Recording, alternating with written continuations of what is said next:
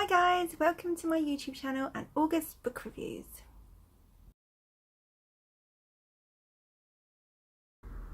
The Pas de Deux, a classical ballet romance by Erin Bomboy. Recap. Perry, a fainting prima ballerina, meets Mark, an up-and-coming talent. They fall in love, but their road to happiness is far from smooth. Review. Clearly written by someone with a good grasp of classical ballet. Mr. D is horrifying, and even with his Holocaust background, I couldn't feel any pity for him. The love story is moving, the constant inner monologue doubt grates from time to time, but all the dialogue feels very natural and realistic. There are several gasp-out-loud moments, and an ending that makes you feel happy. A commentary on the AIDS endemic in the US at the time jars somewhat with the story, but it is a true fact of the time period and setting, which adds to the realism. It's very sad in places.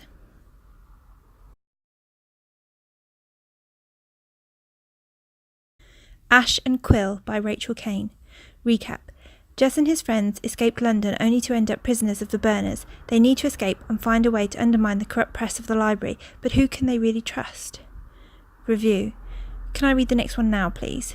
I simultaneously hate it and love it when I get to the end of a book and I just have to know what happens next.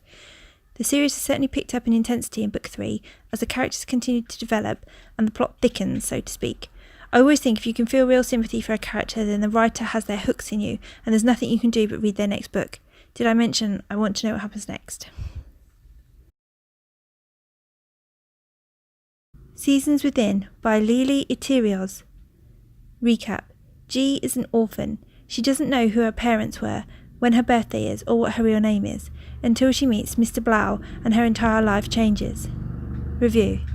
A stiff beginning almost put me off, but once we got into the story momentum, it picked up pace. The characters are really well defined with great personalities.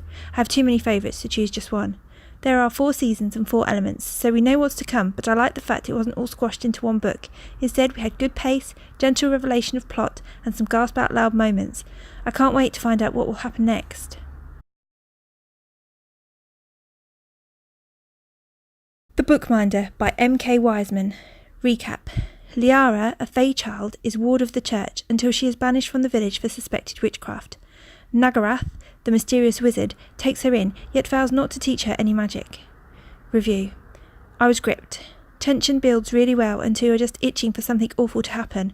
I thought Liara's time within the second mage could have spanned longer, but her fight was excellent, and we all knew what her light-fingeredness would result in. I'm intrigued to see where Book 2 goes.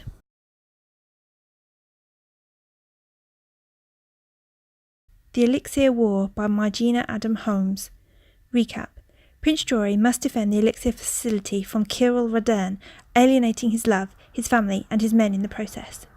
Review. An interesting premise. An elixir that enhances latent abilities such as mind reading and telekinesis is freely available, yet the production jealously guarded. We have a double love interest, a maniacal father bent on revenge, dogfights in space, and a sword duel finale.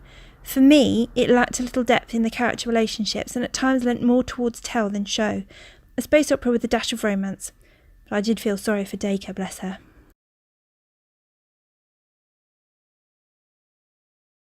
My Dream Woman, Book 1 in the Guild of Dream Warriors series by C.H. Klepet. Recap. Andy has always had powerful dreams where she kicked ass and saved the day, but she had no idea she was protecting people in real life until she met Dion, a dream warrior. Review. I was privileged to be a beta reader for this book, and I really enjoyed reading it as the story unfolded.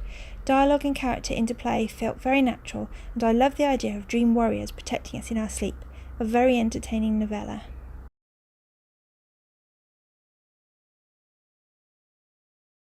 The Night Knight. The Guild of Dream Warriors Book 2 by C.H. Klepet. Recap.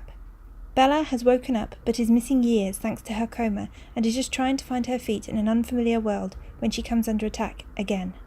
Review. A great continuation of the series, this time from a completely different character point of view, which makes the whole setting feel fresh again. Bella's emotions are captured brilliantly. There's intrigue and double-crossing, a winged horse and doomed love. It will make you cry, but it's so worth it.